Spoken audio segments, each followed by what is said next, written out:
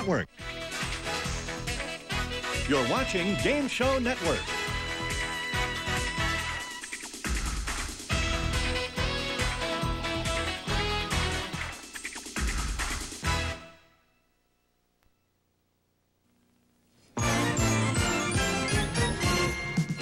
Number one, what is your name, please? My name is Dava Sobel. Number two. My name is Dava Sobel. And number three. My name is Dava Sobel. Only one of these people is the real Dava Sobel and has sworn to tell the truth. And now let's meet our panel. The pride of Pittsburgh TV, John Wayne. Erica from ABC TV's All My Children, Susan Lucci. Back again on To Tell the Truth, Bill Cullen. And the lady who was right here on the panel when To Tell the Truth started, Polly Bergen. That's our panel. And here's the host of To Tell the Truth, Robin Ward.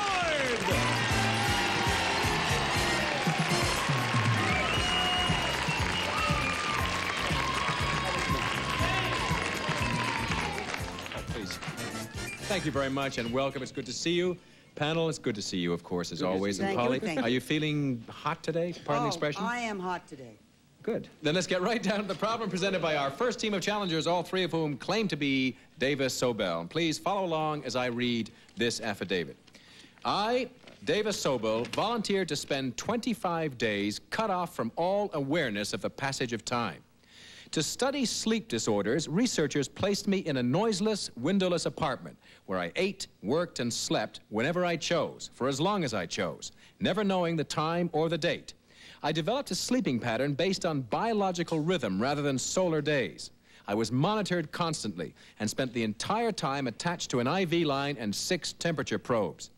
Though treated well, I became lonely, frustrated, and confused, and later took 10 days to adjust to normal living.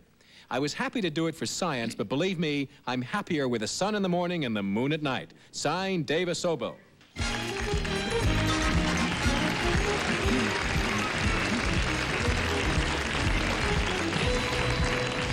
All right, panel, these three ladies all claim to be sleep lab subject Dava Sobel. Let's start the questioning with Bill Cullen. Okay, this is interesting. Dava number 3. I can understand you're being lonely, but about what were you frustrated?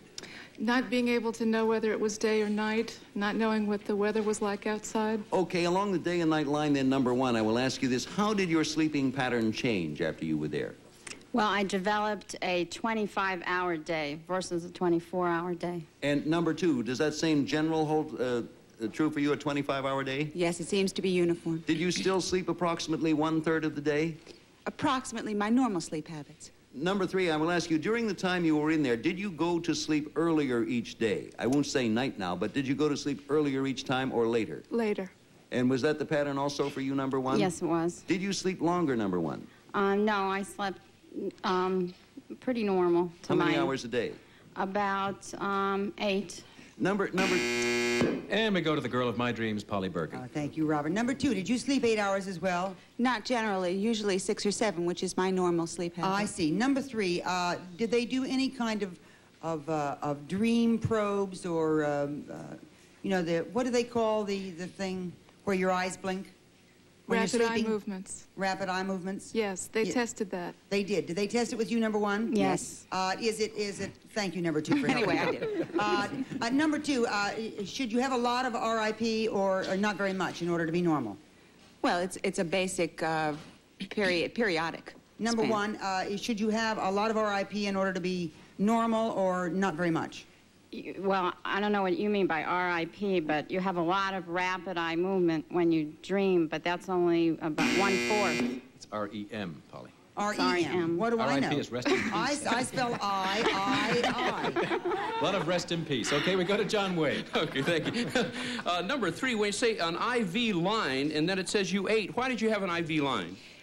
My blood was drawn many times a day. Is that like drawn butter? I mean, you put lobster I in? felt like it. Oh, is there not? Number 2, who conducted this study?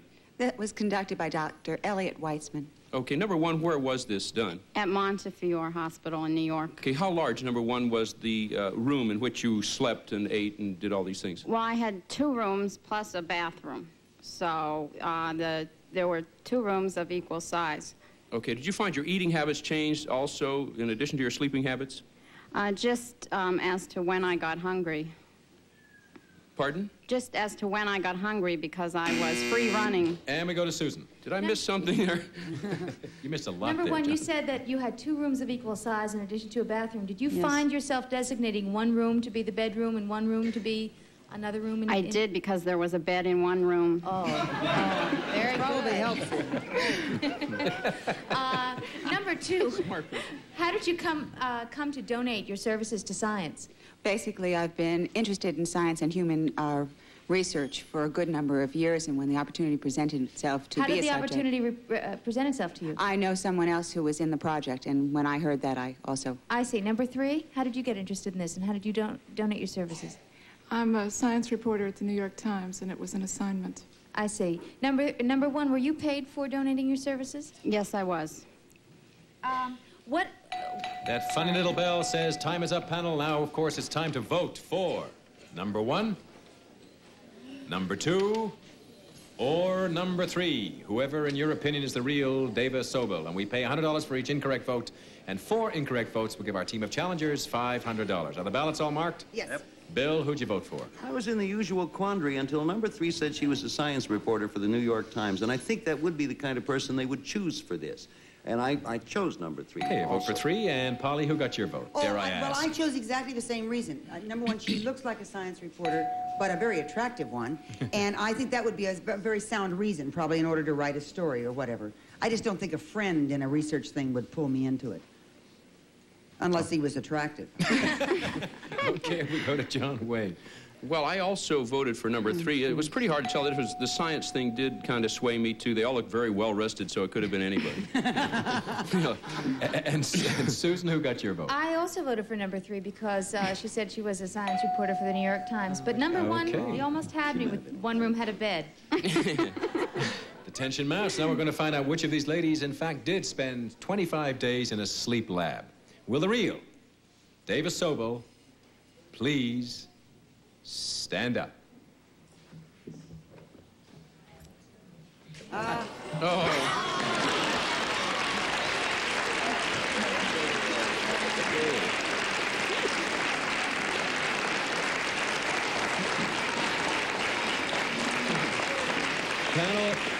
I'd like to take back all those nasty things I've been saying about you. You have redeemed yourself. You did very well. Let's find out who our imposters are. Number 1, could you tell us, please, who you are and what you do? Yes, Susan Engel, and I own Susan B. Exclusives. We market leather attachés to executive women through direct mail. Okay, I'll buy that. And number 2, could you tell us something about yourself, please? I'm Nancy Stern, the Uncomplicated Gourmet. I run the Uncomplicated Gourmet School of Cooking, Westwood, New Jersey. All right.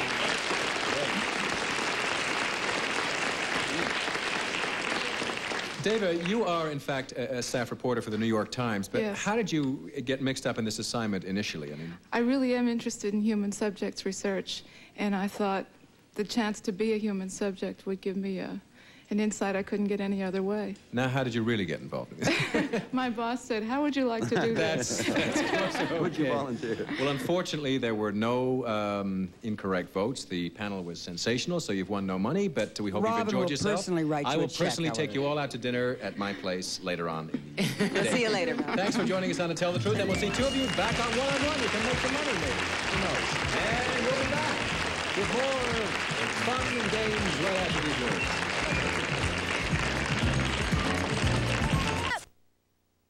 We are back, panel, in time to meet our next team of challengers.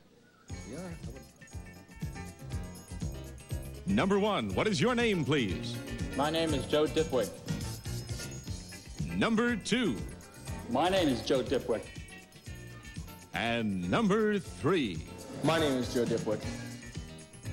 All right, panel, once again, would you rip open your little envelopes and follow along as I read? I, Joe Dipwick, am a racetrack parimutuel clerk.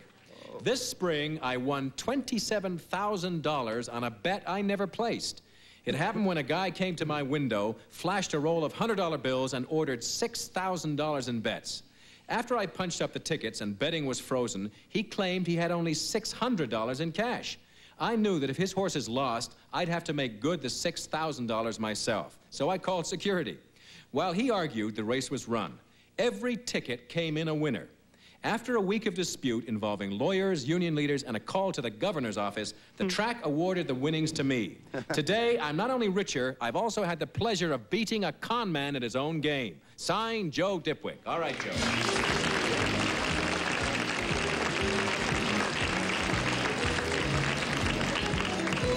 All right, panel, these three gentlemen all claim to be pari-mutuel clerk and big winner Joe Dipwick, and let's start the questioning with John Wade. Okay, Joe number 3, I'm not sure if I understand it. He came to the window and ordered $6,000. Right. And how much money did he have?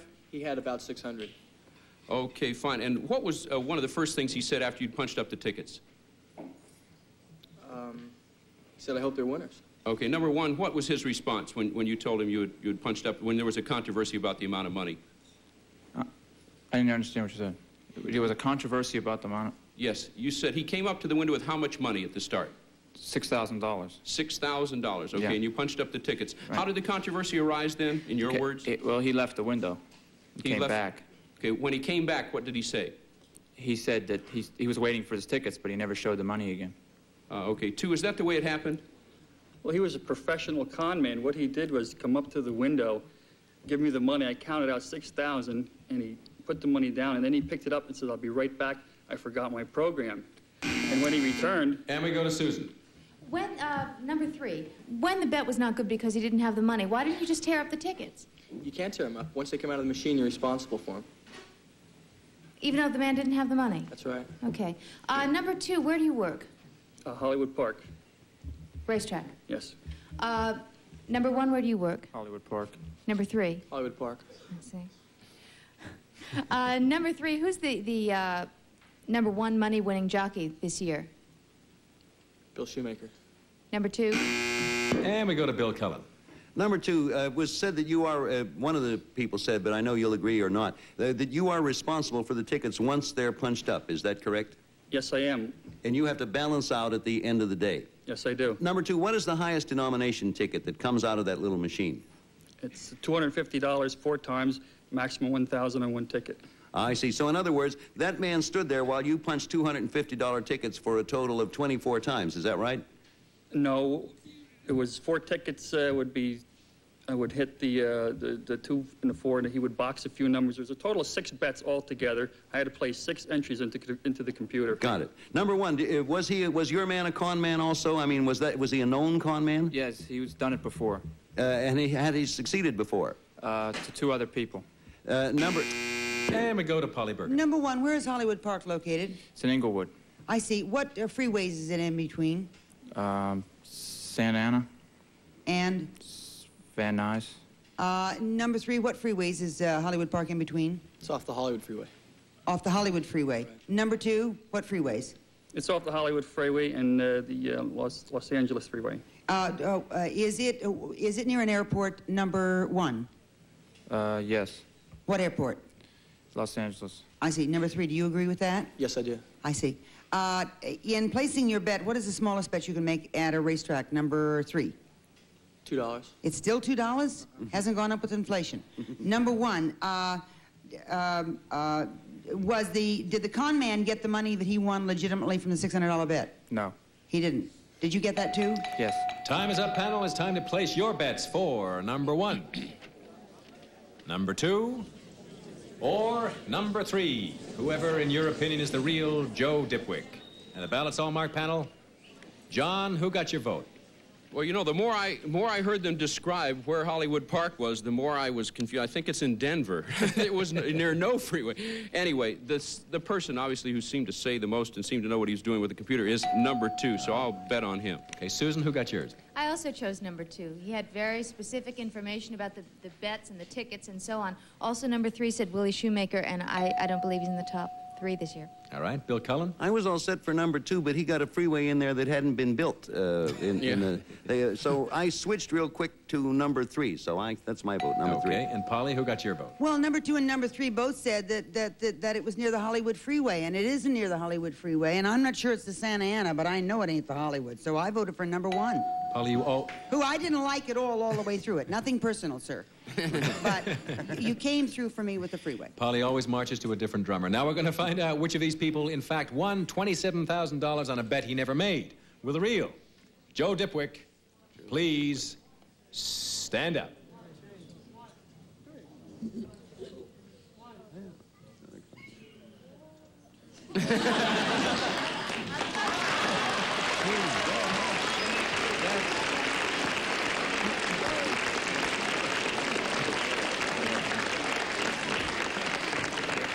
Good imposters. Number one, you got to vote. Would you tell us, please, who you are and what you do? My name is Paul Kimmelman, and I'm a cab driver. Thank you, Paul. And And I'm a trooper with the New Jersey State Police.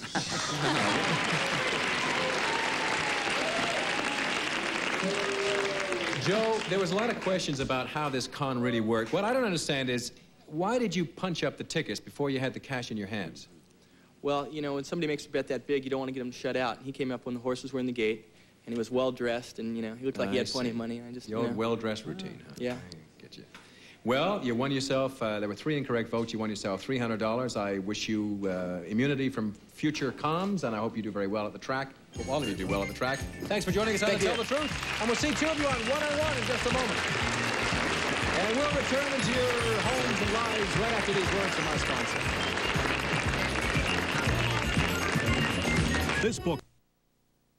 We're back to play One-on-One. And here are 4 people that you have met before. You really have.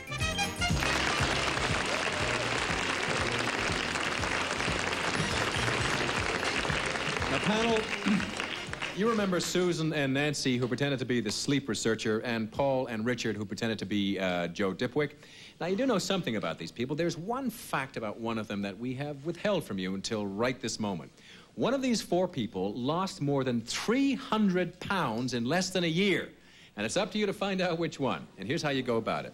You will each have 20 seconds to question the person sitting directly opposite you. At the end of that time, you'll be asked to cast your vote there and then as to whether that person, in fact, lost 300 pounds. Once again, we pay $100 for each incorrect vote, and 4 incorrect votes will give our team of challengers $500. And Polly, are you ready to question Susan one-on-one? Yes, I am. Then start now. Okay, Susan, how can you lose 300 pounds in 1 year? That's almost a pound a day. Well, I had Cushing's syndrome, and when they took out my right adrenal, it took just about 6.5 months for me to lose it. I didn't understand a word you said. Cushing's syndrome is a disease of the adrenal glands, and when you make too much cortisone for whatever reason... Polly, is Susan our incredible weight loser, yes or no? Only the real person could come up with an answer that complicated. I think Susan is the person who lost That's the a weight. yes for Susan. And Bill, are you ready to question Nancy? I am. Then start now. Nancy, was yours the same? No, not by a long shot. Did you want to lose it? Desperately. What did you eat? Rice. And anything else at all? Water. Rice and water? Nothing else? Nothing For else. how long? I did take vitamins, though. For how long? It was about 9 months. Did you exercise during this time, Nancy? Yes, I did. Did you go about your normal course of the day? I mean, did you spend a normal day? It was quite restricted for me. Thank you. Bill, is Nancy our champion dieter, yes or no? I don't think, no. No, Nancy doesn't look like she lost 300 pounds. No for Nancy. And Susan, are you ready to question Paul? Yes. Then start now. Paul, did you go on a diet? Starvation diet. Starvation diet. What did you eat? Just drank fluids. For what? For how long? 7 months. What fluids did you drink? Clear soup, water, juice. Did you exercise? You said you're a cab driver. Did you also exercise? No exercise during the diet. Have you exercised since you've lost the weight? Yes. Susan, was Paul our supreme dieter, yes or no? Yes. A yes for Paul. And John, are you ready to question Richard? Yeah, all set. Then start now. Richard, how recently was this? 13 years ago. 13 years ago, before you were on the police force? Yes. Okay, what diet were you on? I was on my own starvation diet. What kind? I would eat nothing all week long, and I would eat 1 meal a day on Sunday. What would you eat on Sunday? I would have a good steak and a salad. And Okay, my fun. dessert would be a piece of fruit. All right, John, was Richard our dieter, yes or no? Yes, actually 300 pounds is an awful lot of pounds, and the size, Richard looks like the only one to me who could have lost that much since he's so large. Okay, a yes for Richard. The decisions have been made, and now it's time to tell the truth. Will the real champion dieter please stand up?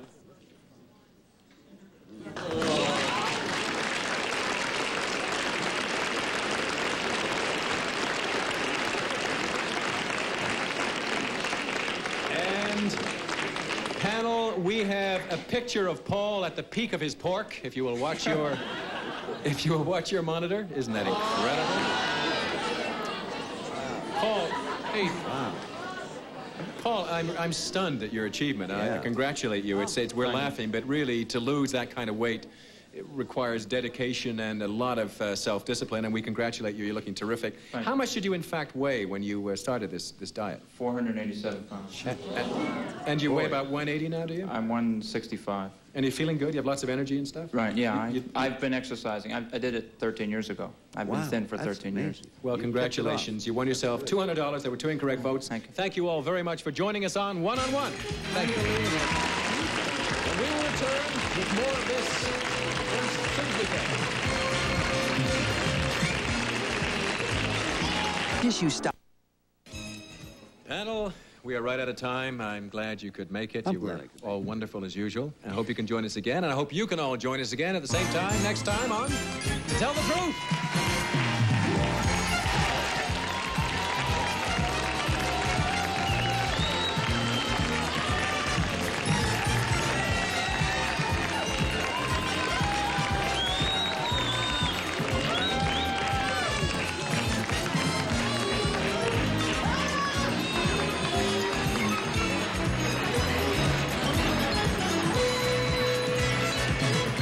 This is Alan Calder speaking for To Tell the Truth, a Mark Goodson, Bill Todman production. Conspiring to form a more convincing lie? You won't want to miss To Tell the Truth with Gordon Elliott, followed by Truth with Lynn Swan, and then Alex Trebek, only on Game Show Network.